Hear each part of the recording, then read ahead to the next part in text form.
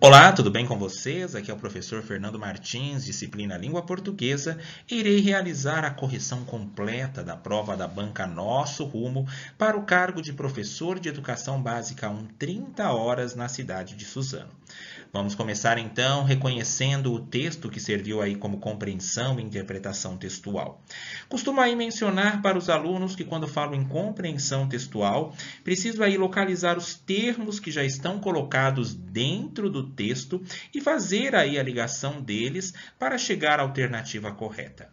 Interpretação textual, eu vou além do texto, vou verificar aí as minhas vivências, vou verificar o que está aí subentendido, o que está nas entrelinhas. Então, vamos fazer esse exercício por meio da leitura desse texto. Vamos verificar posteriormente as demais questões. Então, fiquem por aí para que possamos aí delinear bem cada uma das alternativas e comentá-las aí da melhor forma possível. Dicas de interpretação textual. Leia o texto em voz alta para que você possa se identificar, se familiarizar com o texto.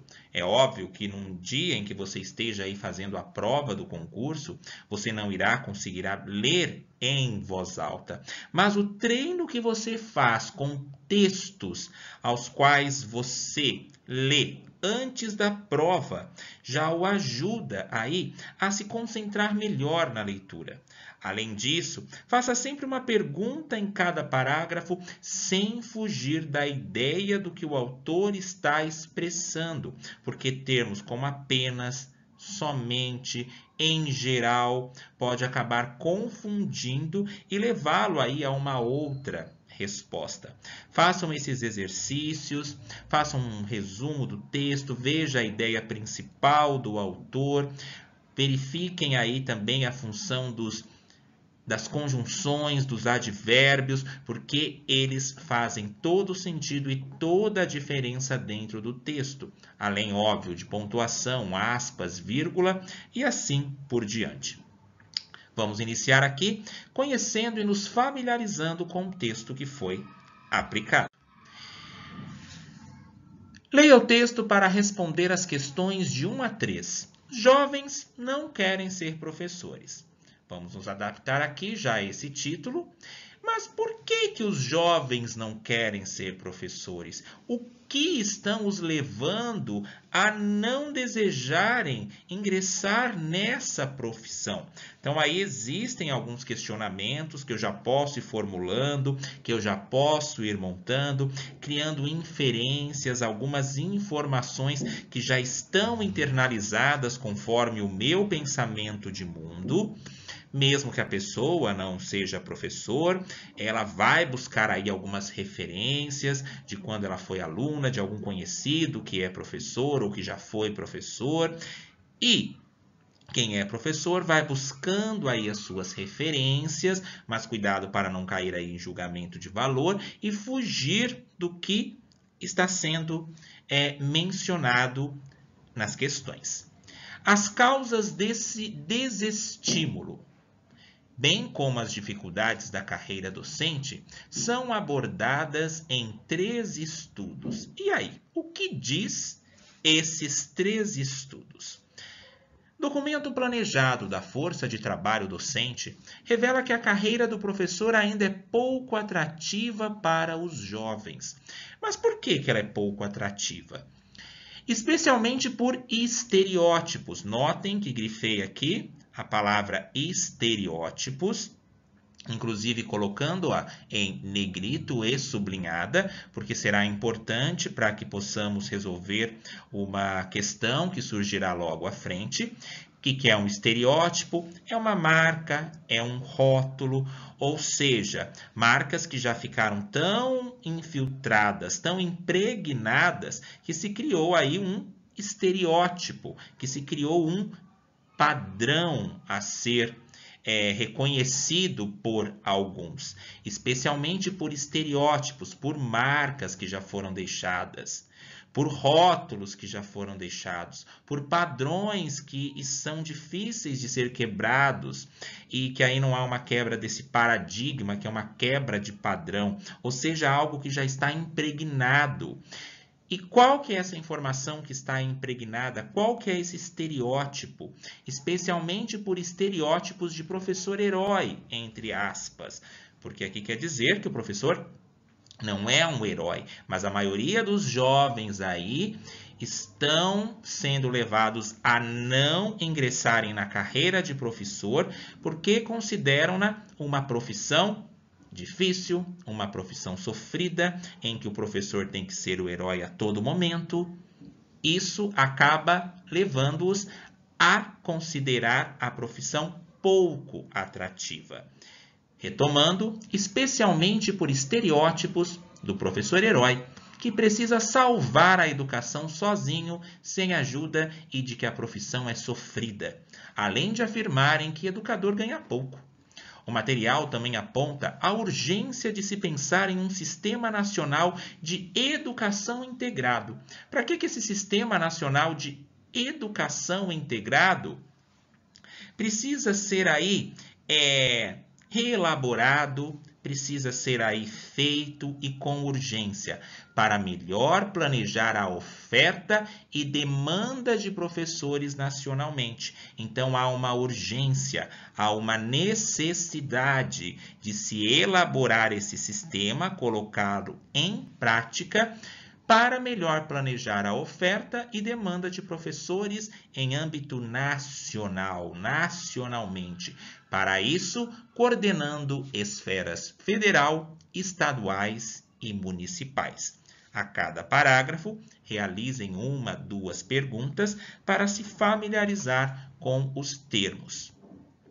O lugar onde os jovens moram também pode influenciar a escolha da profissão. Mas pode influenciar a escolha da profissão por quê? Considerando a realidade da carreira em cada região, jovens do Ceará, por exemplo, têm mais predisposição para escolher a docência, 15%, em contraste com os do Espírito Santo, 0%. As provas dessa banca de interpretação e compreensão, elas gostam muito de lançar aí em relação a porcentagens, a índices, estimativas. Dessa maneira, fiquem atentos então a esse termo. Recém-lançado, o documento é do Instituto Península e sistematiza o resultado de 3 estudos inéditos, sendo que um deles foi realizado em parceria com pesquisadores da Fundação Getúlio Vargas, FGV. Aqui nós temos a pontuação, novamente, a aspas, que aqui está sendo utilizado não como um relativo, conforme o professor herói ali, que foi colocado entre aspas, porque o professor não é um herói, mas é considerado professor herói, que é uma marca que eles acabam tendo, de ter que salvar a educação, de ter que se colocar à frente de tudo, de não ter nenhum apoio em específico. Mas essa aspas que inicia aqui o parágrafo, ao qual eu estou colocando a seta aqui novamente, a aspas foi utilizada para mencionar a fala de um especialista aí no assunto.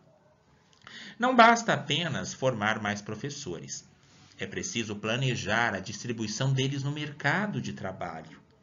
Por que é necessário planejar a distribuição dos professores no mercado de trabalho? Para melhor planejar a oferta e demanda de professores nacionalmente.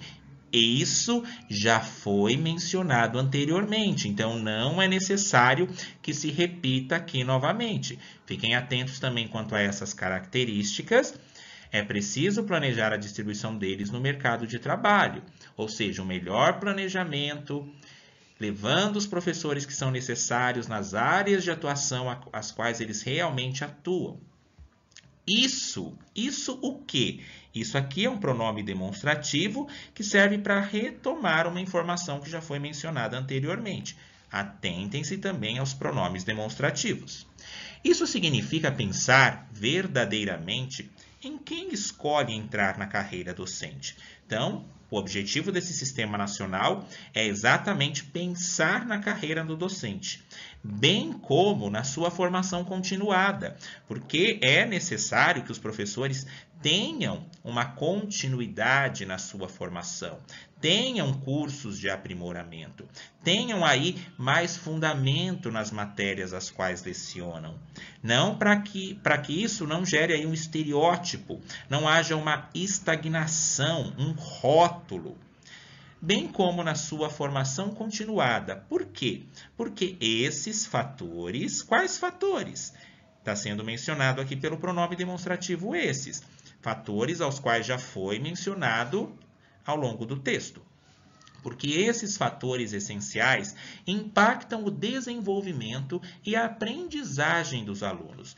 Então, o fato do professor aí não ter essa formação continuada, não se pensar nas suas características em relação à sua docência, isso acaba o quê? Impactando o desenvolvimento e a aprendizagem dos alunos, porque não há essa demanda atendida, não há um planejamento todo por trás disso. E se não houver essas providências, os jovens acabarão aí cada vez mais desestimulados a ingressarem na profissão. Além disso, reter e alocar corretamente esses profissionais é muito importante. E, para isso, a profissão precisa ser competitiva em relação a outras. Ou seja, para que gere-se assim mais interesse em ingressarem na profissão. Fecha aspas, acredita Heloísa Morel, diretora executiva do Instituto Península. Vamos verificar aqui um outro fragmento desgastante. O próprio nome aqui já diz que há todo um desgaste por trás do sistema. O estudo encontrou desafios de como adequar a formação para a disciplina que o professor leciona. O que significa que ele dá aulas em mais de uma disciplina em todas as etapas de ensino, o que não é uma novidade, mas é um meio indicativo de que mudanças precisam ocorrer. Um professor formado em física, por exemplo, acaba lecionando matemática, pois é uma disciplina de exatas. Dessa forma, a matéria ali a qual ele tem a especialidade, que é a física, ele acaba sendo alocado para uma outra matéria justamente pelo fato de ser uma matéria exata. Exemplifica Heloísa. As áreas de conhecimento com mais dificuldades, aqui não está falando que não há interesse na procura dessas áreas, aqui está falando em que há dificuldades de distribuição dos docentes, ou seja, na demanda de planejar para onde esses professores precisam ir, a falta deles, não no sentido da formação, mas sim no sentido de distribuí-los para o ensino. As áreas de conhecimento com mais dificuldades de distribuição dos docentes são Química, Sociologia, Educação Física, Artes e Filosofia. Nesse cenário, Sudeste e Sul possuem melhor adequação do que as regiões Norte e Nordeste. Então, notem que seria necessário o quê? Que houvesse essa alocação desses professores, essa distribuição em todos os estados, para que não houvesse assim uma defasagem e nem nenhuma perda em relação a essas matérias, para que fosse algo igualitário, para que todos tivessem essas matérias e que fosse distribuído aí regionalmente de forma correta. Uma das conclusões do estudo é que pode faltar professor qualificado no Brasil, porque devido a tudo isso a qual essa matéria aqui trouxe, ou seja, preparado para a disciplina que leciona.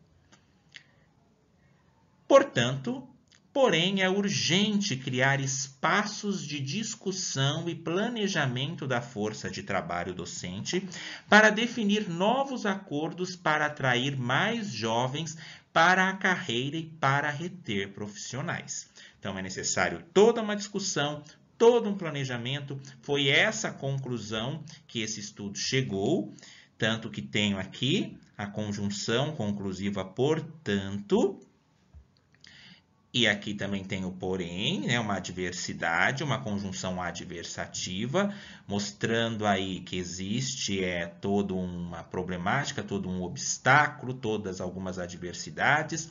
Porém, é urgente criar espaços de discussão e planejamento da força de trabalho docente para definir acordos.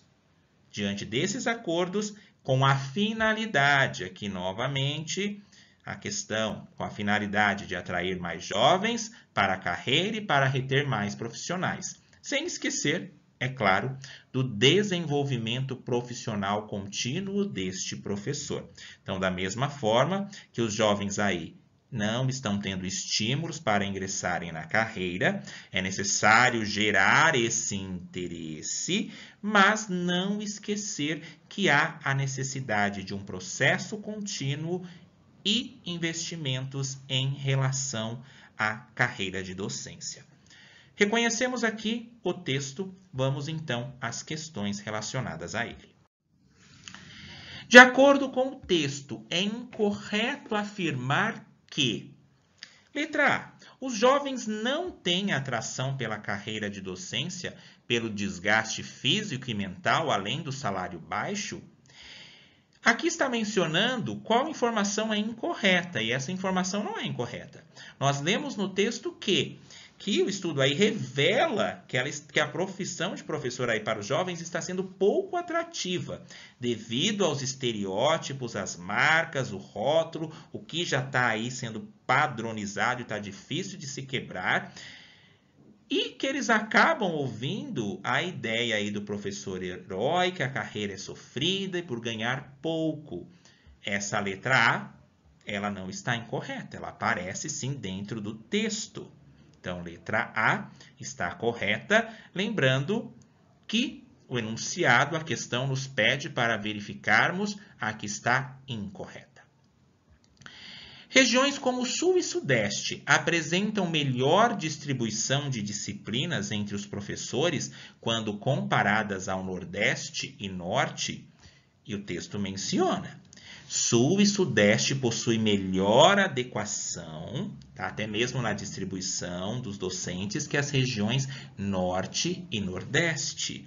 Notem aqui que está em outras palavras, está parafraseando o que foi mencionado lá. Então, há necessidade aí que às vezes eles podem colocar com outras palavras, mas com o mesmo sentido ao qual o texto está representando, o que o texto está trazendo. Letra C. Um dos maiores pesos que os professores carregam é de ser o salvador da educação no país, e por isso os jovens não se interessam em lecionar. Essa informação ali aparece em que os jovens acabam ouvindo que um dos pesos do professor, eles acabam ouvindo que o professor é o professor herói, que tem ali a carreira sofrida e que por isso eles não se interessam em lecionar, porque eles não querem ter esse destino, entre aspas, que está aí todo já estereotipado, todo marcado por conta do que eles acabam ouvindo. E por isso as mudanças são necessárias para que esse quadro seja modificado. Letra D. Os professores, no geral, dão aulas nas disciplinas que não são formados, mas poucos escolhem formações como as de arte, química, sociologia e educação física. O que fala aqui é o seguinte, mas poucos escolhem formações como as de arte. O texto não fala que poucos escolhem.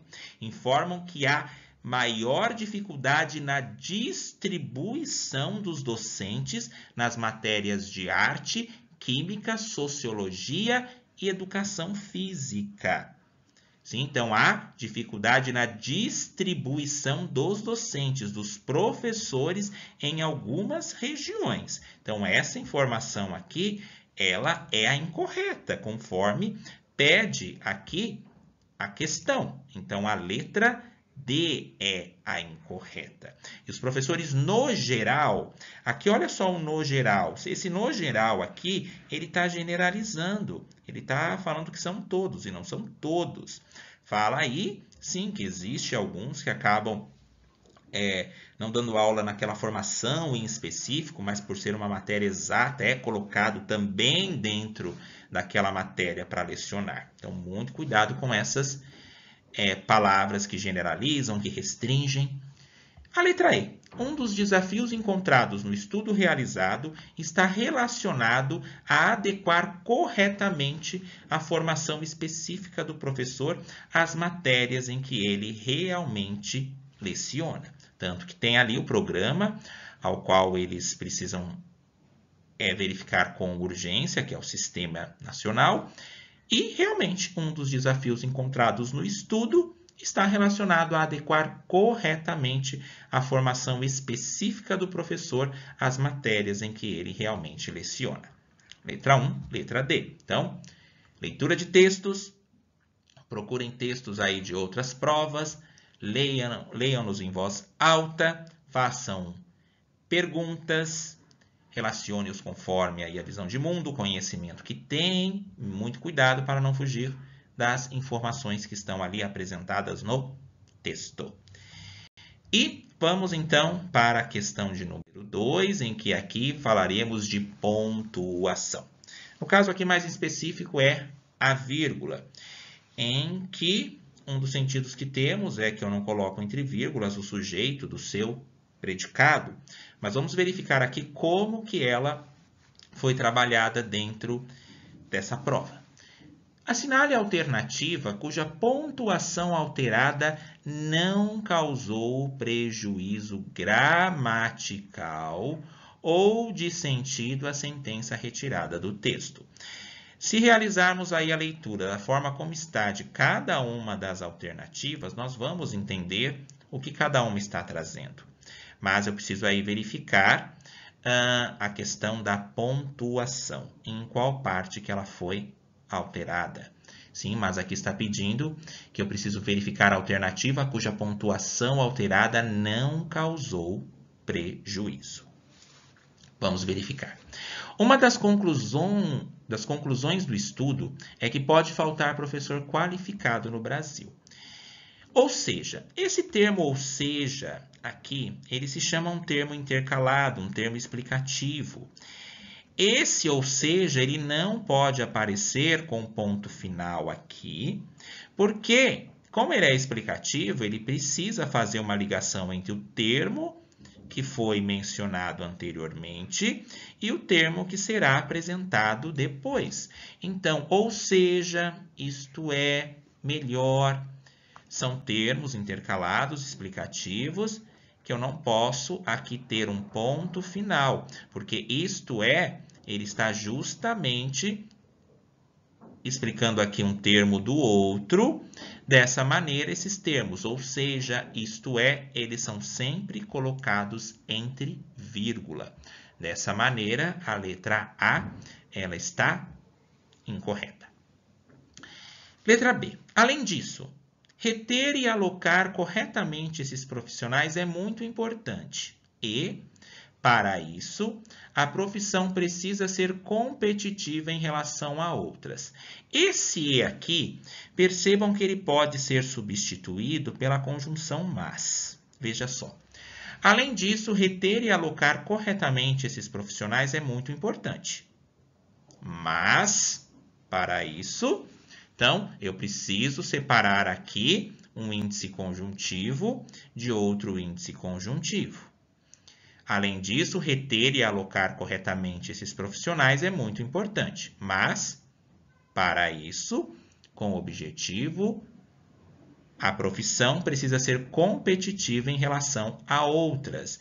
Então, aqui eu não tenho nenhum prejuízo em relação à gramática. Desta maneira, a letra B, ela é a alternativa correta e o além disso eu posso aqui colocá-lo entre vírgulas sem problemas.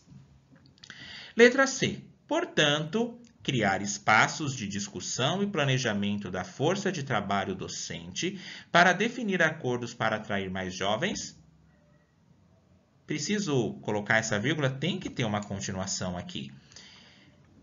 E planejamento da força de trabalho docente para definir acordos para atrair mais jovens, para quê? para a carreira e para reter profissionais. Atrair mais jovens para a carreira, eu tenho que explicar para onde que esses jovens serão atraídos. Eles serão atraídos para a carreira. Então, aqui, eu preciso continuar complementando. E para reter mais conhecimentos. Tem aqui uma conjunção aditiva, que mostra a finalidade da definição desses acordos. E qual foi o termo que eu deixei de ler ali no início? É urgente. Portanto, criar espaços de discussão e planejamento da força de trabalho docente é urgente. Então, esse é urgente, eu posso colocar aqui dentro. Para definir acordos para atrair mais jovens. Daí eu necessito dessa vírgula aqui? Não. Para atrair mais jovens para a carreira e para reter profissionais. Letra C aí, incorreta. Letra D. O lugar onde os jovens moram pode influenciar a escolha da profissão, considerando a realidade em cada região. Aqui não preciso colocá-la. O lugar onde os jovens moram também pode influenciar a escolha da profissão. O que é considerado? O lugar onde os jovens moram. Então, notem que eu não preciso aqui colocar essa vírgula para dar essa continuação. O lugar onde os jovens moram pode também influenciar a escolha da profissão, considerando a realidade em cada região. Notem que esse em cada região aqui, ele não precisa ter, tá? Porque ele está dentro do complemento lá no final. Agora, se eu colocasse em cada região, se eu começasse aqui no início, seria um adjunto adverbial de lugar. Eu colocaria entre vírgula. Em cada região, o lugar onde os jovens moram também pode influenciar a escolha da profissão, considerando a realidade da carreira. O sentido é o mesmo. O lugar onde os jovens moram. Daí, se eu colocasse aqui dentro, em cada região, se eu colocasse no meio, ele também viria entre vírgulas. Mas, no final, eu não coloco quando eu menciono aí ideias de lugar. Dessa maneira, letra D também, incorreta. Letra E. Documento Planejamento da Força de Trabalho Docente.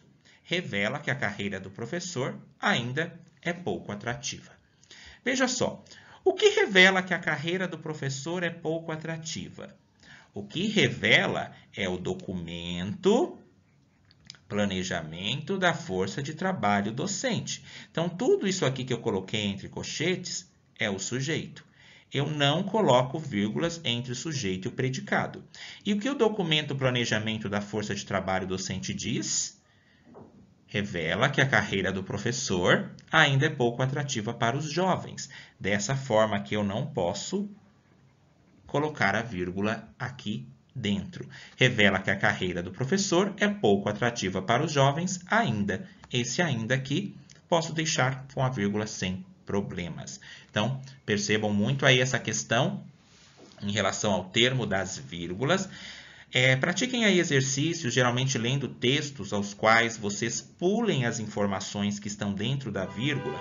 Depois retomem a leitura desses textos, lendo o que está dentro da vírgula. Vocês vão perceber que o que está ali dentro, melhor dizendo, dos termos que estão entre vírgulas, sempre está explicando alguma coisa, ressaltando alguma coisa. Às vezes é um aposto que traz uma explicação ao que está sendo retomado anteriormente, ou alguma explicação mencionando os termos e aí trazendo mais detalhes, ressaltando algumas características que vão reforçar a compreensão do texto. Fiquem ligados, então, na questão da vírgula. Questão número 3. Assinale a alternativa que apresenta um antônimo, ou seja, o contrário.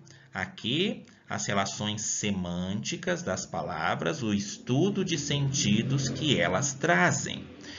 Assinale a alternativa que apresenta um antônimo da palavra estereótipo. Lembram lá no início, em que estava grifada a palavra estereótipo, e que cheguei a mencionar? Marca, rótulo, padrão. Tá. E aí, rótulo Se lá no texto, ao invés de estereótipos, tivesse rótulos do professor, rótulos, né, que o professor é taxado como professor herói para salvar a educação, uma profissão sofrida, será que é um antônimo de estereótipo, rótulo? Quando uma pessoa é rotulada, uma pessoa também é estereotipada? Dessa maneira, o rótulo aqui não é a alternativa que traz um contrário. Clichê. Clichê é antônimo de estereótipo? Não. Quando eu falo clichês, são velhos modelos. Quando eu menciono, né, uma frase, por exemplo, essa frase é muito clichê, ou seja, já é muito conhecida por todas, é muito conhecido por todos. Então, a palavra clichê também não é um estereótipo, também não é um antônimo de estereótipo. Padrão.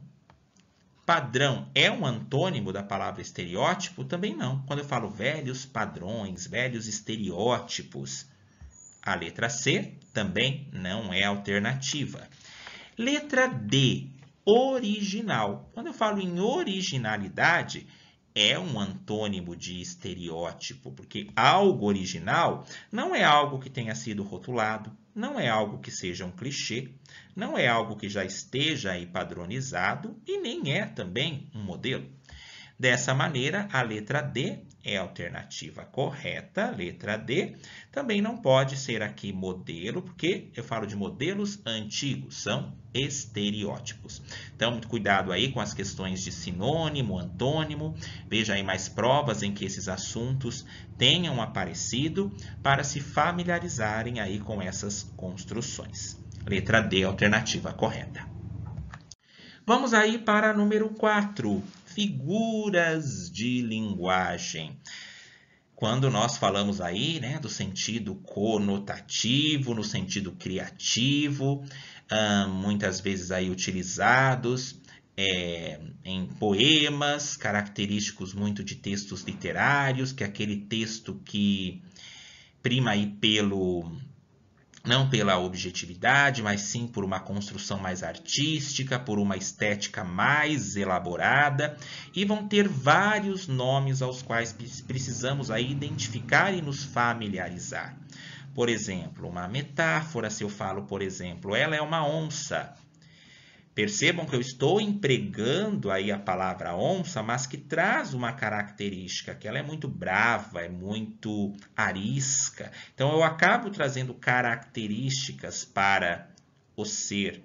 Ele tem um coração de pedra, ou seja, ele é muito frio, não tem sentimentos, metáforas, comparações, antítese.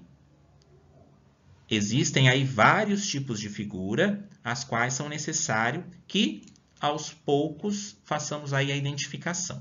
Mas vamos ler aqui a questão e vamos comentar cada uma das alternativas aqui apresentadas. Na sentença, tem o coração amargo, negro e frio, ocorre a seguinte figura de linguagem. A. Eufemismo. B. Hipérbole. C. Catacrese. D. Sinestesia. E. Ironia. Qual será a alternativa correta? Vamos começar aqui pelo eufemismo. O que é o eufemismo?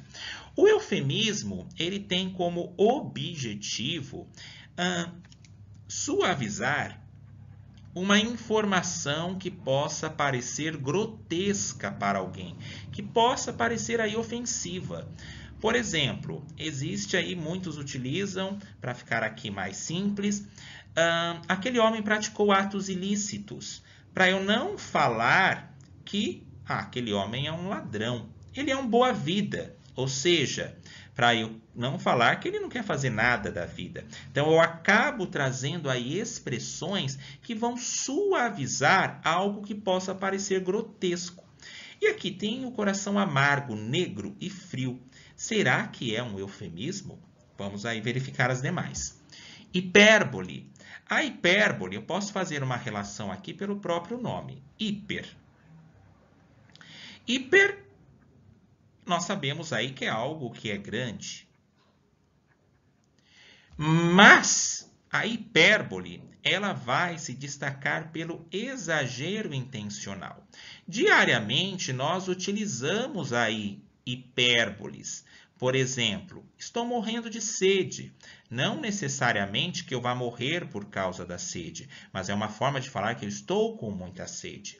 Aquela mochila pesa 1 tonelada, não no sentido de que ela realmente pese 1 tonelada, mas no sentido de causar um exagero intencional mencionando que aquela mochila está muito pesada. Uma das músicas aí que gosto muito de falar em relação à questão da hipérbole é aquela música do Cazuza, Exagerado, amor da minha vida, daqui até a eternidade. Nossos destinos foram traçados na maternidade, paixão cruel, desenfreada, te trago 1000 rosas roubadas. Notem que a música aí ela está repleta de hipérboles. Te trago 1000 rosas roubadas. É um exagero. Paixão da minha vida, cruel, desenfreada. Nossos destinos foram traçados na maternidade. Notem aí o exagero a todo momento. É um exagero que intencional. E aqui, na sentença, tem o coração amargo, negro e frio. Não está trazendo esse sentido de um exagero intencional. Catacrese. Então, já verificamos aqui que a letra B ela é incorreta.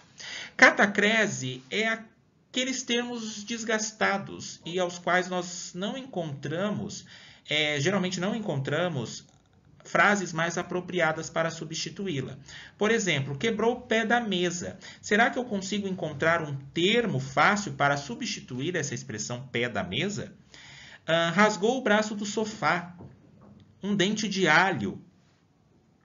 Notem que dificilmente eu vou encontrar um termo para substituir esses termos, essas terminologias que já ficaram tão habituadas no nosso cotidiano, que já ficaram tão impregnadas. Por exemplo, é muito difícil alguém falar que está com uma afta no palato, mas eu falo que estou com uma afta no céu da boca. Então, a catacrese são aqueles termos que já foram o quê? Desgastados. Dessa maneira, ela também não se emprega na sentença, a qual foi colocada aqui. Tem o coração amargo, negro e frio. Letra D, sinestesia. O S aqui irá nos lembrar da palavra sentido. E quando eu falo de sentido, eu estou falando dos 5 sentidos que nós temos. Paladar, tato, olfato, visão e audição. Se eu falo, por exemplo, tenho o coração amargo, esse amargo vai me levar a qual dessas percepções aí sensoriais? Vai me levar justamente à questão do paladar. Tenho o coração negro, isso vai me levar o quê? A questão da visão. Ele tem o coração frio, vai me levar à questão do tato, do toque, para que eu sinta que é frio.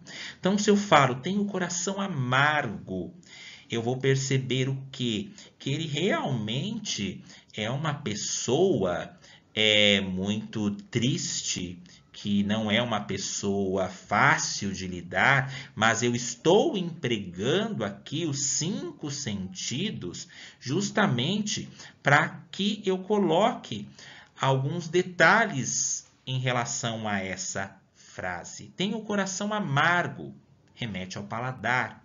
Tem o coração negro, à visão. Tem o coração frio, ao tato. Não que ele tenha o coração amargo, a característica que nós temos também é do coração vermelho. Mas quando nós falamos negro, é porque falta sentimentos ali naquela pessoa. Tem o coração frio, é porque também falta sentimentos. Tem o coração amargo, falta sentimentos. Então, a cada momento, está levando a sinestesia aqui ao sentido, as ideias de sentimentos ligadas aos 5 sentidos que nós temos. E nós podemos fazer aqui até uma associação com a palavra anestesia. Se eu tomo uma anestesia, é para que por algum momento, por algum tempo, eu não sinta dor devido a algum procedimento cirúrgico ao qual foi realizado. Então, eu fico ali incapacitado de sentir aquela dor. Mas a sinestesia, ela vai trabalhar justamente com a ideia do sentido. Outra frase, por exemplo, sinto o cheiro da manhã. Vai me levar justamente à questão do olfato. A pele de veludo vai me levar à questão do tato. Tudo que está ligado aí aos sentidos. Então, a alternativa aqui é a letra D, uma sinestesia. Letra E, ironia. Em nenhum momento aqui está ironizando. Por exemplo, se eu chego na sala de aula, os alunos estão bagunçando e eu menciono parabéns pela organização e pela disciplina de vocês. Aconteceu o que eu estou dizendo? Não. Então, eu estou ironizando. E não é o que consta aí nessa alternativa. E aqui não é eufemismo, porque em nenhum momento ele suavizou. Ele já chegou falando, ó, tem o coração amargo, negro e frio. Em nenhum momento ele chegou suavizando esses termos para que não soasse assim tão agressivo. Alternativa correta, letra D. Leia mais sobre figuras de linguagem, figuras de pensamento, figuras de construção, figuras de som, pois pode aparecer aí na sua prova, ok? Vamos aí a outra questão. A famosa crase. Assinale a alternativa que apresenta o uso correto da crase de acordo com a norma padrão da língua portuguesa. Bom, a crase nós precisamos aí partir, conforme menciono aí em outras aulas, que a crase ela é a fusão. Ela é a fusão de uma preposição com a fusão do a artigo acompanhado de um substantivo de um nome feminino. E como que eu vou fazer essa identificação? Por isso que há necessidade também de nós entendermos o processo da regência verbal, regência nominal, porque como esse a, ele é uma fusão entre esses dois termos, eles irão resultar no acento indicativo da crase. Mas aí alguns podem perguntar, mas da onde que sai um A para se juntar com outro A e acompanhando um nome feminino? Essa aqui é a regra geral. Lembrando aí que diante de locuções adverbiais de modo, como por exemplo, ele saiu às escondidas, de tempo também, eles saíram à noite. Esses termos, essas locuções também adverbiais, que situa tempo, modo, lugar, elas vão também ser indicadas aí por crase.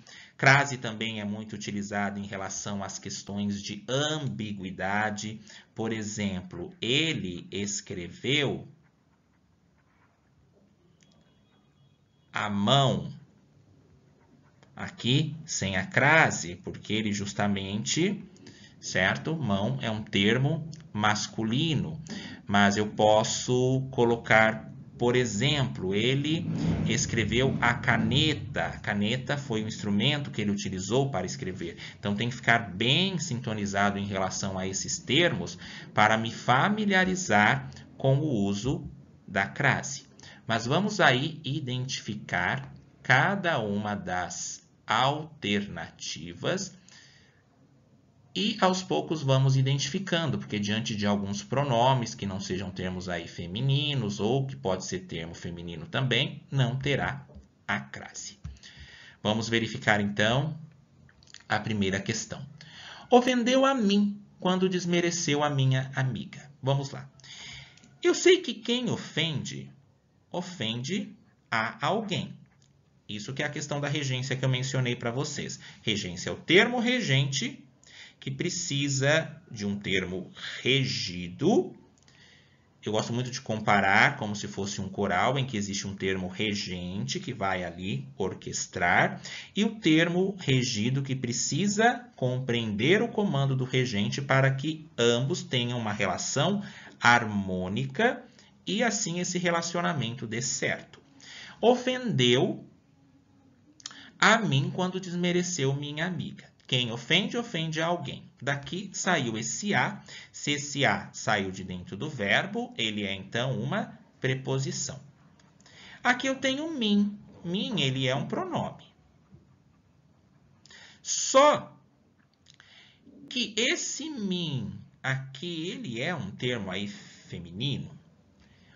Será que eu posso colocar ofendeu para a mim? Tem essa necessidade de eu utilizar o a preposição que tem sentido de para com o a artigo? Ou basta eu utilizar aqui somente o artigo? Ofendeu a mim quando desmereceu minha amiga. Diante do pronome mim, aqui não há crase. Então, por isso, não faço essa utilização. Descarto, então, essa alternativa. Quem ofende, ofende alguém. Arrumou a casa às pressas, pois seus pais já estavam chegando. Olhem aqui esse às pressas. Às pressas foi o modo como a casa foi arrumada. Então, diante de locuções adverbiais aqui, que expressa modo, tempo, lugar, qual foi o modo que a casa foi arrumada? Às pressas, e os termos estão no feminino. Desta maneira, eu utilizo a crase. Por exemplo, vire à direita. A direita é o lugar, terá a crase. Vire à esquerda, é o lugar, terá a crase. Desta maneira, aqui a letra B, ela é a alternativa correta. Letra C. Somos todos gratos a ela, nossa professora tão querida. Somos todos gratos. Nós sabemos que quem é grato a alguém. Esse a, então, se ele saiu aqui do gratos, que é um nome, ele vai ter o sentido de para, que é uma preposição. Só que a crase, ela se dá com a junção, com a fusão do a, preposição que saiu de dentro do verbo ou do nome, mais o a artigo que vem acompanhado de um nome feminino. Mas notem que aqui eu tenho o termo ela. Daí vocês podem questionar, mas ela é um termo feminino. Mas o ela aqui não é um substantivo, ele é o que? Um pronome. Será que eu posso falar somos todos gratos para a ela? Ou será que eu posso somente falar somos todos gratos a ela, nossa professora tão querida? Então, aqui não houve a fusão do a que saiu diante do nome gratos com o a que está acompanhando a palavra feminina. Bastou aqui somente o uso de um a e não do outro a que saiu do nome. Dessa forma, não utilizo a crase. Alternativa C, incorreta. Alternativa D, gostaria de uma pizza meio a meio. Termos repetitivos, aqui neste caso, meio a meio, sem crase. Por exemplo, gota a gota, cara a cara, frente a frente, termos repetitivos, sem o uso dela. A todos os presentes desejamos uma boa estadia. Notem aqui o a, todos, aqui que é um outro pronome. Esse todos, além de estar no masculino,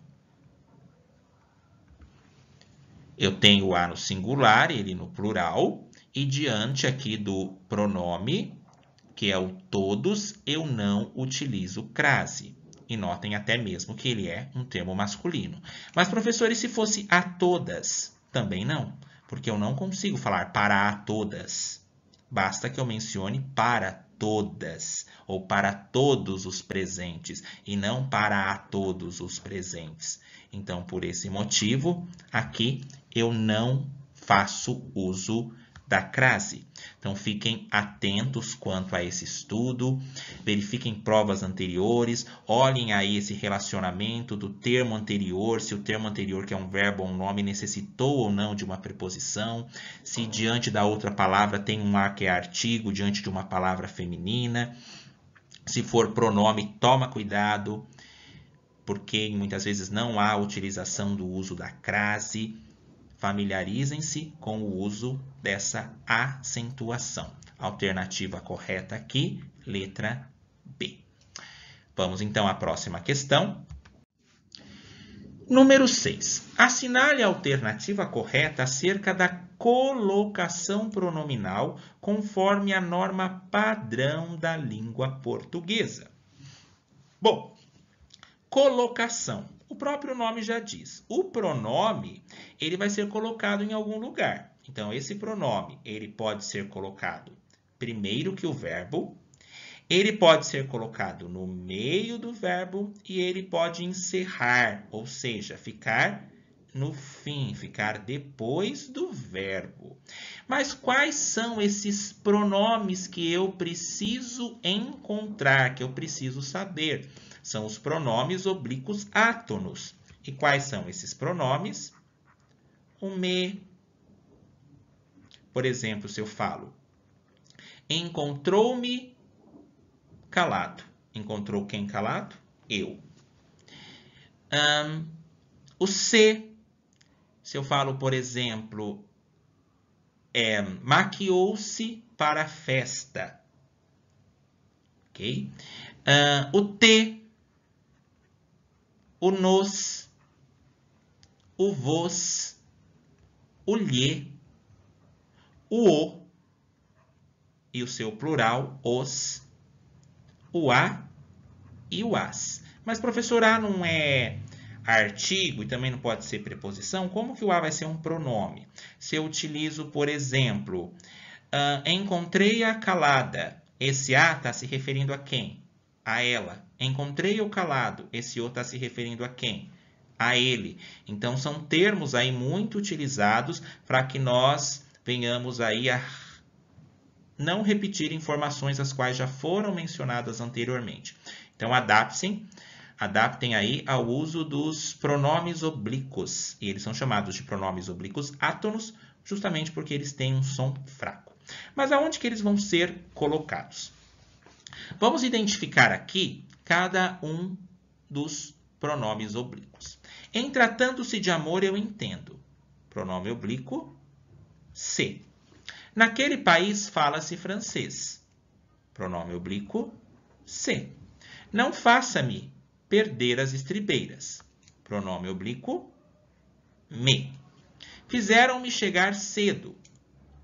Pronome oblíquo, me. Lhe abraçaria agora, mas estou longe. Pronome oblíquo, lhe. Encontramos todos os pronomes. Agora nós precisamos saber aonde que eles serão colocados, aonde que eles serão posicionados. E para isso, eu preciso aí identificar também os verbos. Então, aqui nós localizamos, conforme os traços, cada um dos pronomes. Vamos ver onde estão os verbos. Em tratando-se de amor, eu entendo. Qual que é o verbo? Tratando, que vem do verbo tratar. Tratando aqui tem a forma nominal que se chama gerúndio, que acaba em ando, endo e indo. Naquele país fala-se francês. Aonde que está o verbo? Fala, que vem do verbo falar. Não faça-me perder a estribeira. Onde que está o verbo? No faça, que vem do verbo fazer. Fizeram-me chegar cedo, mas não estão aqui ainda. Aonde que está o verbo? Fizeram, que está no passado, que vem do verbo fazer. Lhe abraçaria agora, mas estou longe. Aonde que está aqui o verbo? Abraçaria, que vem do verbo abraçar. Bom, identificamos aí os verbos e os pronomes oblíquos. O que acontece no primeiro exemplo? Em tratando-se de amor, eu entendo. Se eu tiver um verbo que está na terminação aqui na forma nominal, que é chamada de gerúndio, e aqui eu tenho o em, que é uma preposição, esse pronome se ele não pode ficar colocado depois do verbo. Ele tem que ficar na frente. Em se tratando de amor, eu entendo. E percebam que, ao realizar aqui a leitura, mesmo com o pronome sendo colocado nas suas posições incorretas, eu compreendi perfeitamente o contexto das frases. Mas, diante de uma prova, a qual eu sou cobrado aí da norma padrão, eu preciso saber aí essas regras. Dessa maneira, notem que o se, ele ficou na frente do verbo e não depois do verbo. Ele ficou primeiro que o verbo. Então, se ele fica primeiro que o verbo, essa regrinha, ela se chama próclise. E eu consigo fazer aí uma associação com a letra P. PR, que vem de quê? De primeiro. Naquele país, fala-se francês. O correto ele precisa vir aqui para antes do verbo falar. Naquele país se fala francês.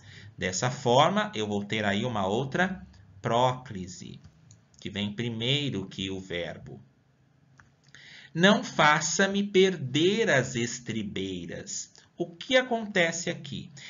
Essa dica é importante, ela sempre aparece. Diante de palavra negativa que está antes do verbo, e qual que é a palavra negativa? Não, é um advérbio de negação. Então, diante de advérbio, diante de conjunção, diante de alguns tipos de pronome, interjeição, o pronome oblíquo, ele não pode ficar na frente do verbo, ele é atraído, ele não pode ficar depois do verbo, ele é atraído, ele vai para frente. Então, o correto aqui é não me faça perder as estribeiras.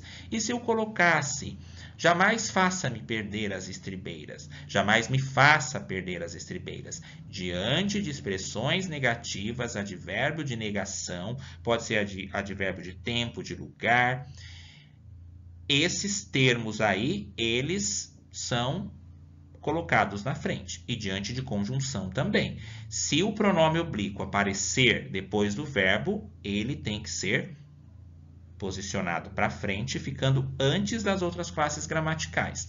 Dessa maneira, então, o que é necessário se pensar?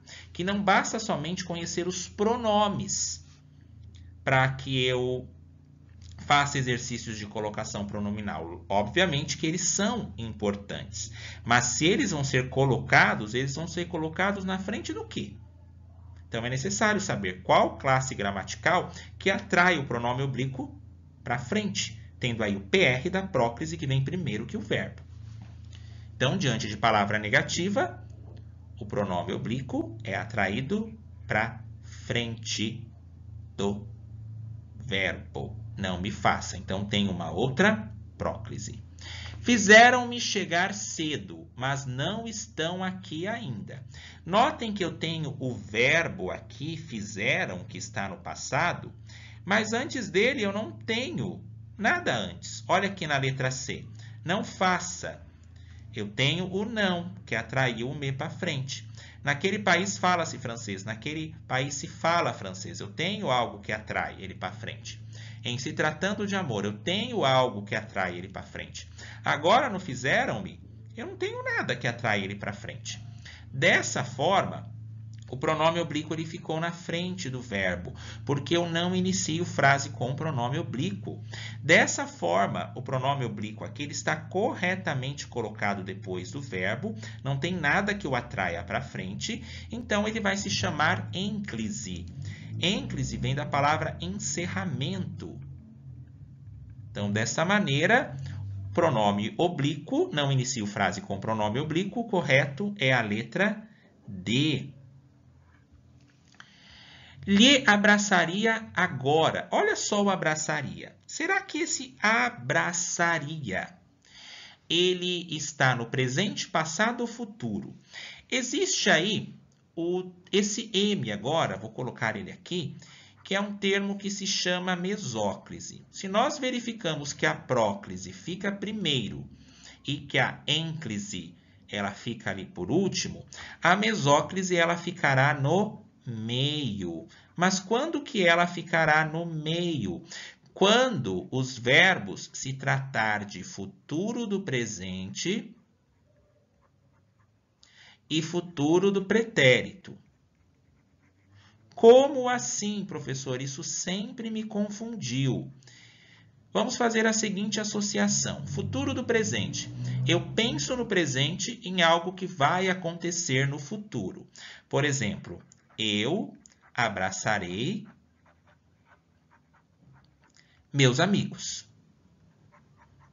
Eu penso no presente em algo que vai acontecer no futuro. Por isso que se chama futuro do presente. Eu abraçarei. Eu já abracei? Não. Penso no presente em algo que eu vou fazer no futuro. Então, isso é um futuro do presente. Futuro do pretérito.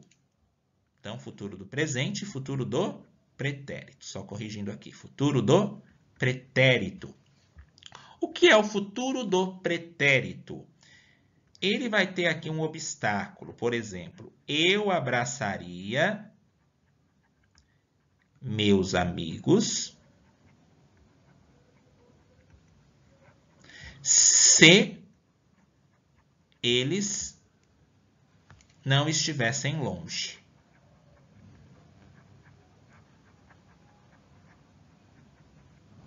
O que eu faria?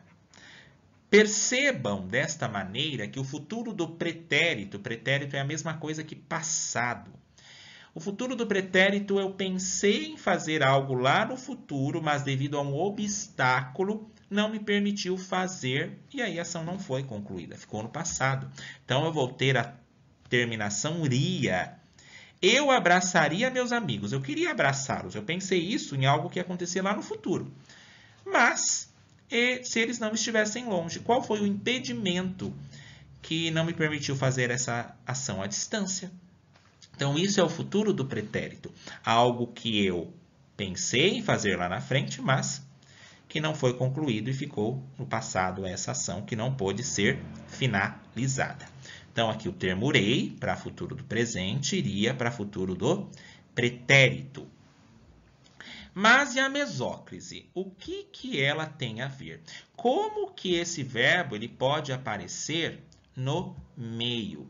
Em alguns textos antigos, literatura brasileira, em textos sagrados, nós vamos encontrar muito esses termos. Por exemplo, daria. E eu vou ter o pronome oblíquo ali, dar-te-ia, daria. Eu poderia ter aqui, obedecerei. Daí vou ter o termo aqui, obedecer-lhe-ei. Notem que há uma quebra aqui e o pronome oblíquo ele acaba ficando no meio do verbo, da mesóclise que vem de meio. E notem que aqui lhe abraçaria agora, mas estou longe. O termo aqui está abraçaria, que é um futuro do pretérito. E o lhe, nós não iniciamos aqui a frase com pronome oblíquo. Como esse abraçaria é um futuro do pretérito, como que ele ficaria? Abraçar-lhe-ia agora. Então, eu não posso mencionar esse lhe aqui no início. Mas se eu tivesse, por exemplo, daí a necessidade, não lhe abraçaria. O lhe ele pode ficar aqui antes do verbo? Pode, porque ele foi atraído pelo não, que é negativo, que vem da palavra negativa, conforme mencionei ali anteriormente. Então, atentem-se em relação, esses são os casos aí, de introdução em relação à colocação pronominal, às vezes uma vírgula também pode jogar ali o pronome para frente. Então, fiquem atentos em relação a estas circunstâncias. A alternativa correta aqui, letra D de dado. Vamos verificar então a próxima questão. Assinale a alternativa que apresenta a ortografia incorreta conforme a norma padrão da língua portuguesa. Bom, sabemos aí que diante do novo acordo ortográfico, várias palavras ou perderam acento ou ganharam uma grafia aí diferente. Isso nos fez com que precisássemos nos adaptar a essas novas construções gramaticais e a essas novas escritas. Então, vamos verificar aqui conforme essas questões. Assinale a alternativa que apresenta a ortografia correta conforme a norma padrão da língua portuguesa. Primeiro, antissocial. Preciso pensar aqui nesse prefixo anti. E aqui eu tenho o social. Será que está correto? Diante de prefixo, ok? Que termine com a letra I ou A e a segunda palavra comece com R ou S, o que aconteceu? Essas consoantes, elas foram dobradas. Elas foram duplicadas. Então, vamos colocar aqui algum exemplo. Ante. Notem aqui que o prefixo terminou em I. O prefixo é a palavra que vem primeiro. Social começa com a letra S. Dessa forma, prefixo que termina com I ou A e que a segunda palavra começa com R ou S, agora duplica essas consoantes. Então, o correto é antissocial. Por exemplo, antirrugas. Antigamente se escrevia anti tracinho com hífen rugas. Anti termina com I. Rugas começa com a letra R. Agora, o que acontece? Dobra-se essas consoantes. Contra-reforma. Contra é o prefixo que termina com A, mas a palavra seguinte, que é reforma, começa com R. O que aconteceu? Duplico essas consoantes. Dessa maneira, antissocial aqui está incorreta. Contraproposta. O que acontece aqui no contraproposta? Eu posso juntar as palavras quando o contra aqui começa com a mesma letra. No caso de contra-ataque. Notem que o contra, eu tenho o prefixo contra e tenho aqui ataque. Tanto o prefixo, o final dele, como o início da palavra que vem na sequência, começa com a mesma letra. Se ela começa com a mesma letra, ok? Então, dessa maneira, eles ficam, então, separados. Contra-ataque. O que acontece? Prefixos do final da primeira palavra, se for igual ao prefixo que vem na segunda palavra, o que acontece? Eu tenho essa separação. Retificando, tenho a separação quando o A do prefixo termina com a palavra que inicia a palavra seguinte. Então, contra-ataque, aqui a grafia ela está correta. Mas em contraproposta, percebam, o prefixo, que é o prefixo aqui, que é o contra, que é a primeira palavra, terminou com A, só que a segunda palavra não iniciou aqui com a mesma letra da segunda palavra. Dessa maneira, contraproposta é tudo junto. Então, fiquem atentos a estas regras. Se a letra que estiver no fim for igual à letra que estiver iniciando a segunda palavra, utilizo o hífen. Caso contrário, ela é escrita toda junta. Alternativa correta aqui, letra C. Pré-determinado. Esse pré-determinado vem de algo que se estabeleceu previamente, que foi estabelecido anteriormente. Previamente, eu não escrevo tudo junto. Dessa forma, se algo foi pré-determinado, eu utilizo tudo junto. Pré-determinado, pois foi previamente verificado, como no exemplo. Agora, se for pré-história, pré-histórico, daí eu já utilizo o hífen sem problemas. Dia a dia, esses termos esse termo perdeu o hífen.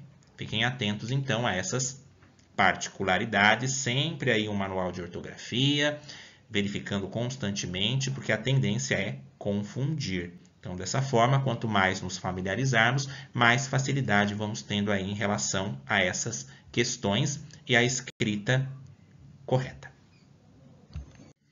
Número 8. Assinale a alternativa que apresenta a acentuação correta das palavras, de acordo com a norma padrão da língua portuguesa. Vamos iniciar aqui. Aqui está escrito bilis, mas será que eu falo bilis ou eu falo bilis? O correto é bilis. Dessa maneira, nós precisamos aí identificar aquela velha regrinha que nós víamos desde o quarto, quinto, sexto ano de palavra paroxítona, proparoxítona, oxítona, que a oxítona ela tem a sílaba mais forte na última sílaba, paroxítona na penúltima, proparoxítona na antepenúltima. Mas é necessário que eu conte sempre de trás para frente. E aí, o correto é bilis ou bilis? Okay? O correto é bilis.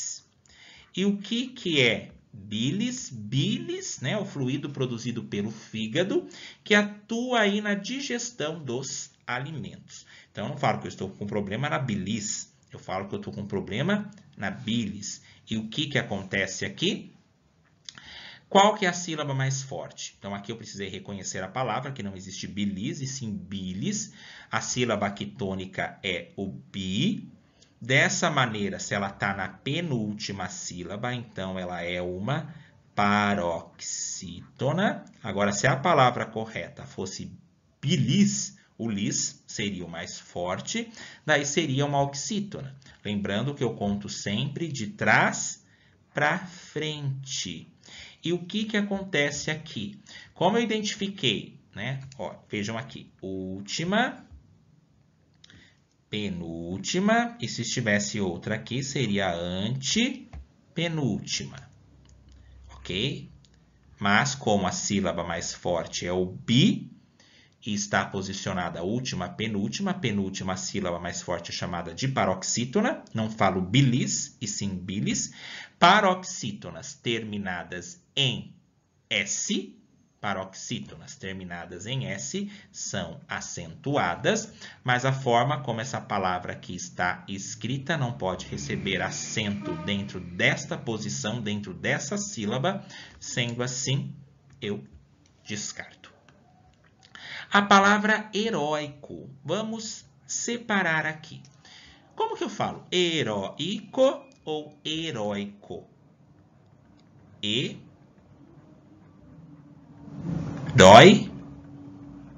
Essa é a separação de sílaba. Qual que é a sílaba mais forte? A sílaba mais forte é o rói. Então, vou contar última, penúltima, antepenúltima. Na penúltima sílaba, nós já vimos que é o quê? Uma paroxítona. Mas será que essa palavra heróico, ela é acentuada? O que aconteceu com essa palavra? Ela não é acentuada. Mas por que, professor, que essa palavra não é acentuada? Nós já verificamos que essa palavra ela é uma paroxítona. Paroxítonas terminadas em ditongo aberto, ou seja, oi ou ei, perderam acento, elas não são mais acentuadas. Paroxítonas terminadas em ditongo, que tenha som aberto. Como assim som aberto? Porque eu não falo heroico, se eu falo heroico, percebam que eu tenho um som fechado, heroico. Agora, heróico, então tem o som que se amplia, heróico. Se ela é uma paroxítona terminada em ditongo aberto, elas não são mais acentuadas. Mas o que é um ditongo? O ditongo, justamente, é um encontro vocálico, é o encontro aqui de duas vogais aqui que não se separam. Então, eu tenho aqui um ditongo. Esse D vem de dois. Então, na elas ficam na mesma sílaba, elas não se separam. Sendo assim, eu tenho um ditongo. Por exemplo, a palavra ideia. Ideia. É assim que eu a separo. Aonde que está a sílaba mais forte? No DEI. Eu não falo ideia, eu falo ideia. Percebam que aqui eu tenho o E e o I, que tem um som aberto. Ideia é um ditongo, porque tem duas vogais juntas aqui. E é um ditongo aberto. Estas palavras nessas características perderam o acento, elas não são mais acentuadas. Mas alguns podem perguntar, e herói? Por que que permanece sendo acentuada? Notem aqui, herói. Qual que é a sílaba mais forte? Urói. Eu não falo herói, eu falo herói. Sendo assim, ela é uma oxítona e não uma paroxítona. Essa regra vale para as paroxítonas e não para as oxítonas. Então, por isso que herói permanece acentuada. E heróico, não. Letra B, incorreta. Córtex. Será que existe essa palavra córtex? Ou eu falo córtex? Córtex é algo que está relacionado ao cérebro. Córtex cerebral. Conhecendo a grafia aí dessa palavra, eu não falo córtex, eu falo córtex. Então, dessa forma, o acento vai aqui. Ela é uma oxítona, paroxítona ou proparoxítona. Última, penúltima. Na penúltima posição, ela é uma paroxítona, terminada em X, são acentuadas. Aqui o que está errado é a posição do acento. Barbárie. Vamos verificar aqui essa separação. Barbárie.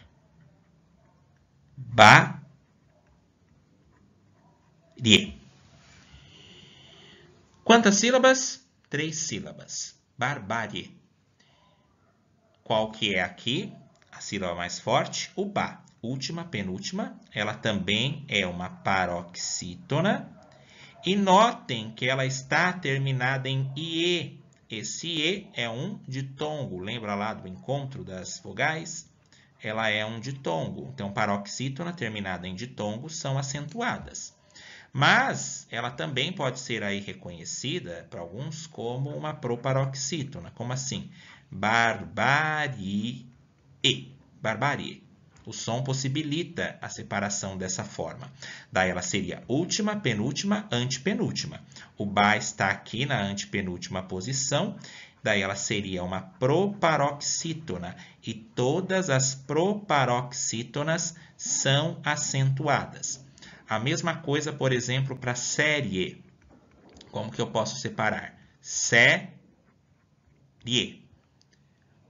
Última, penúltima. Então, ela é uma paroxítona terminada em ditongo. Nessas regras, são acentuadas. Ela pode entrar também como série. Desta forma, última, penúltima, antepenúltima. Nessa separação silábica, ela seria uma proparoxítona e todas as proparoxítonas são acentuadas. Então, nessa regra, ela seria acentuada tanto como paroxítona como proparoxítona. Letra correta, a letra D de dado. Constituinte. Aqui percebam que não há a necessidade aqui desse acento que vem de constituição. Letra E, incorreta. Atentem-se a estas regrinhas, pois são aí vários detalhes, mas que nós vamos aí criando essa percepção conforme à medida em que avançamos nos nossos estudos.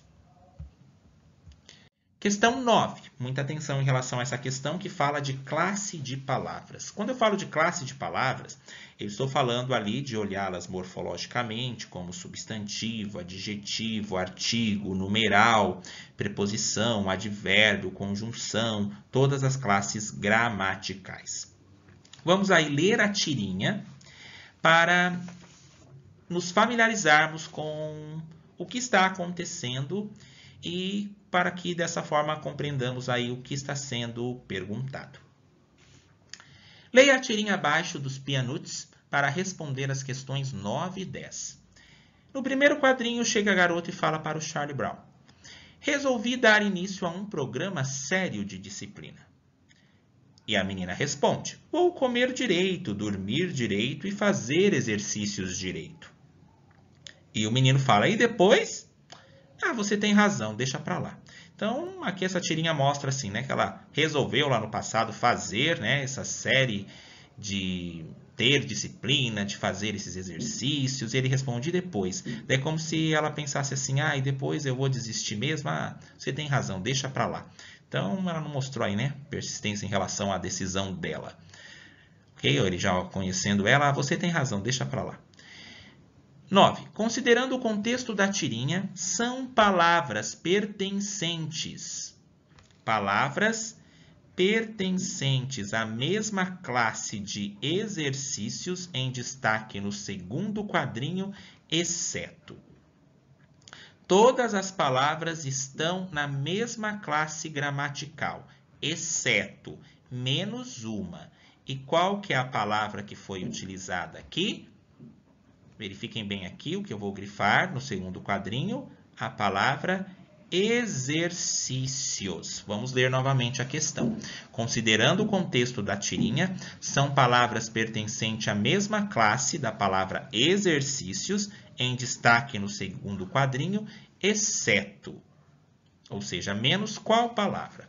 Será que a palavra razão, ela não pertence à mesma classe de palavras de exercícios? Como que nós podemos fazer isso aqui? A razão, as razões. Notem que razão, ele é um substantivo que está aí vindo acompanhada de um artigo que permite ser flexionada, ou seja, permite ser passada do singular para o plural. E exercício? Permite isso? O exercício, os exercícios. Notem que exercício é um substantivo, também masculino, que permite ser flexionado, ou seja, que pode ser passada para o plural, e que vem acompanhado aí do artigo, que também pode ser flexionado. Programa. O programa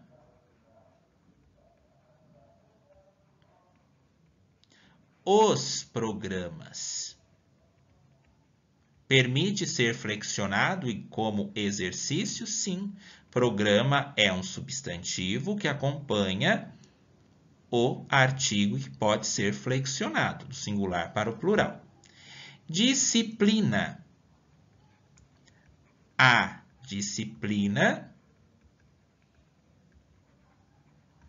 e as disciplinas.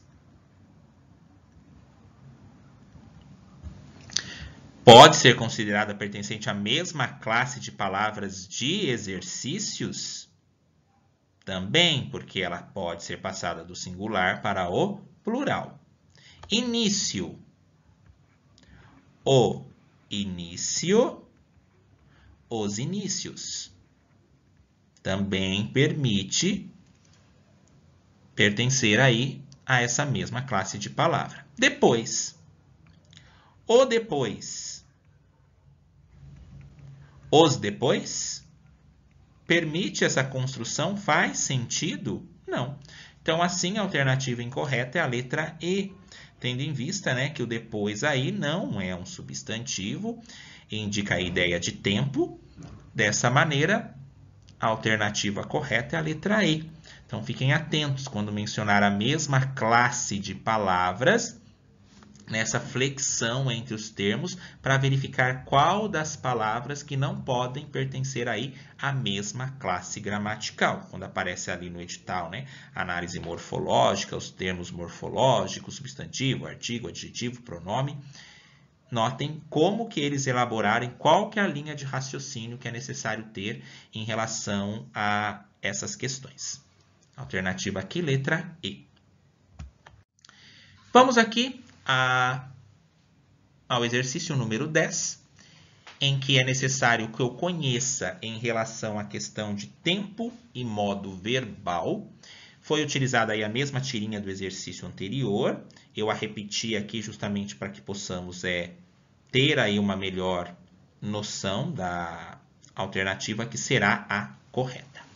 Bom, primeiro, tenho que ter a noção da diferença entre tempos verbais e modos verbais. Quando eu falo em tempo verbal, eu estou falando em tempo presente, passado e futuro. E quando eu falo em modo verbal, eu estou falando como que eles irão se comportar. O modo pode ser indicativo, que expressa certeza, subjuntivo, que expressa uma possibilidade, e imperativo, que expressa uma ordem. Vamos ler aqui a tirinha. A menina menciona: eu resolvi dar início a um programa sério de disciplina. Vou comer direito, dormir direito e fazer exercícios direito. E depois? Você tem razão, deixa para lá. Resolvi dar início a um programa sério de exercícios. Então, aqui, essa parte, há um programa sério de exercícios. Há um programa sério de disciplinas, que pode ser aí substituído dentro desse contexto também. O verbo resolver está conjugado no presente do subjuntivo, no pretérito perfeito do indicativo, no pretérito imperfeito do subjuntivo, no pretérito mais que perfeito do indicativo ou no futuro imperfeito do subjuntivo. Ai, ai, ai. Vamos lá. Tempos. Vamos identificar aqui. A garota fala o seguinte: resolvi dar início a um programa sério de disciplina. Quando ela fala que eu resolvi, para que ela levasse essa informação até o Charlie Brown, ela já teve que ter resolvido isso anteriormente. Ela não ia chegar do nada e falar: olha, eu resolvi dar início a um programa sério de exercícios. Ela já tinha resolvido isso antes, no passado, e foi lá comunicar para o Charlie Brown.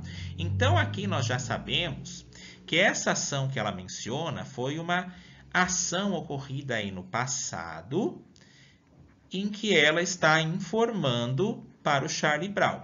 Passado é a mesma coisa que pretérito. Esse pretérito, ele pode ser perfeito ou ele pode ser um pretérito imperfeito. Como que eu faço para diferenciar esses dois? Quando eu falo no termo perfeição, eu estou falando justamente naquilo que já foi concluído. Se eu falo, por exemplo, eu resolvi fazer exercícios. Foi uma ação que eu já tomei. Agora, se eu menciono, eu resolvia fazer exercícios. Mas daí você vai perguntar para mim, você resolvia, mas será que você concluiu essa ação? Será que você resolveu? Então, isso já é um pretérito imperfeito, porque é uma ação que não foi concluída. Vamos utilizar aí outros exemplos. Se eu chego para vocês e falo, eu li o livro, qual que é a ação que eu fiz? Ação de ler. Vocês vão perceber, opa, se ele leu o livro, ele terminou. Ação concluída, perfeita, pretérito perfeito. Agora, se eu chego a vocês e falo, eu lia o livro, e vou embora. Se eu lia, vocês vão perguntar, será que ele terminou de ler? Então, é uma ação imperfeita. O verbo não me traz a certeza de que a ação foi terminada. Então, essa que é a diferença de um pretérito perfeito para um pretérito imperfeito. Agora, se a menina falasse, eu resolvo fazer exercícios, daí seria o presente. Então, aqui nós já identificamos que a fala da menina, em resolvi dar início a um programa sério de exercícios, que está aqui no primeiro quadrinho, ela não está no presente, porque ela resolveu antes, somente foi dar essa informação para o Charlie Brown. Então, o presente aqui e o futuro eu também descarto.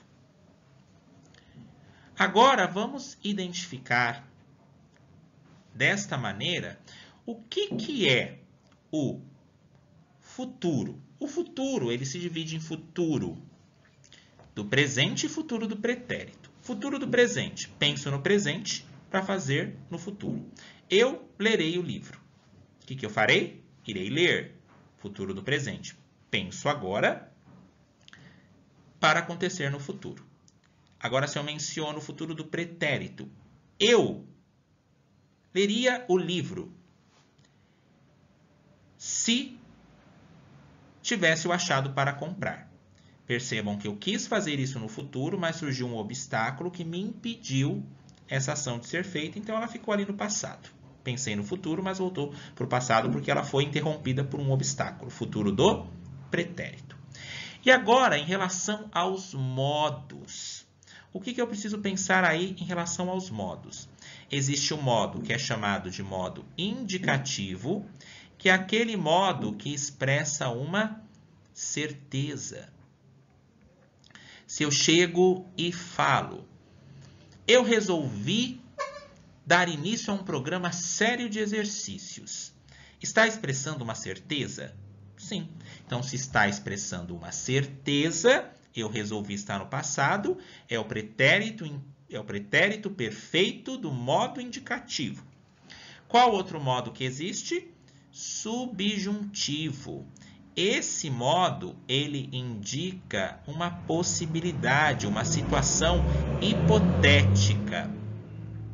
Como assim? Se eu resolvesse fazer um programa sério de exercícios, notem, se eu resolvesse, ainda não resolvi, então aquela incerteza, uma possibilidade. E o outro modo que existe é o modo imperativo, que é aquele modo que apresenta uma ordem, uma súplica. Se alguém chegasse para a garota e falasse, faça um programa sério de exercícios. O faça aí, o verbo, ele está no imperativo. Mas aqui a menina está mencionando no primeiro quadrinho uma certeza. Ela chegou ali decidida. Depois teve uma quebra ali de expectativa, porque o Charlie Brown perguntou para ela e depois ela disse, você tem razão, deixa para lá. Mas está perguntando em relação ao resolvido primeiro quadrinho. Então, cuidado com os posicionamentos e em qual quadrinho que se localizam essas frases. Dessa maneira, eu tenho um pretérito perfeito do indicativo? Sim, porque eu resolvi. Se eu chego para vocês e falo eu resolvi, é uma ação que eu já tinha ali mencionado anteriormente e que eu estou repassando para alguém. Do indicativo? Sim, porque expressa uma certeza. Pretérito imperfeito seria e do subjuntivo seria se ela falasse se eu resolvesse, se eu fizesse. Então, alternativa incorreta. Letra D, pretérito mais que perfeito. Faltou esse aqui. O pretérito mais que perfeito são aqueles que têm a terminação ara, era e ira. Eles aparecem aí geralmente em alguns poemas, em alguns livros, até mesmo livros contemporâneos, existe essa construção do pretérito mais que perfeito. Por exemplo, ela dissera. Mais que perfeito, aqui indica que vai ser um tempo composto em que há necessidade de mais de um verbo. E um verbo ali auxiliando. Ela tinha dito. Então, se eu mencionar ela dissera e ela tinha dito, é a mesma coisa. Ela escrevera, ela tinha escrito.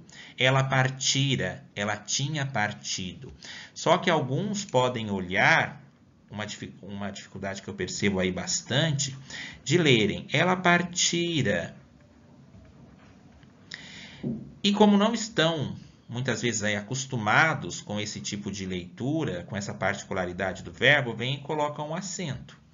E ela fica, ela partirá. Isso vai se transformar em futuro. Então, preciso ter muito cuidado. Ela partira. Ela tinha partido, ela havia partido. Então, substituam. Quando verificarem aí essas terminações, ara sem acento, era sem acento, ira sem acento. Ela tinha partido, ela havia partido. Ela fizera, ela tinha feito, ela havia feito, para não confundir. Então, pretérito, como ele é passado, não está nessa construção. Se ela tivesse mencionado, eu resolvera dar início a um programa sério de exercícios. Daí ficaria, eu tinha resolvido dar início a um programa sério de exercícios. Dessa maneira, a alternativa correta é a letra B. Bom, fizemos aqui toda a correção dessa prova da Banca Nosso Rumo na cidade de Suzano, com o objetivo aí de ajudá-los a enxergarem, a verificar melhor as questões relacionadas a essa banca. Procurem aí outras provas de outras bancas também para se adequarem e constatar aí a necessidade de reconhecer esses termos, tanto de ortografia, de acentuação e outros itens em específico. E lembrem-se, língua portuguesa é troca, vivência e diálogo. Nos vemos então em um próximo vídeo. Obrigado e até a próxima.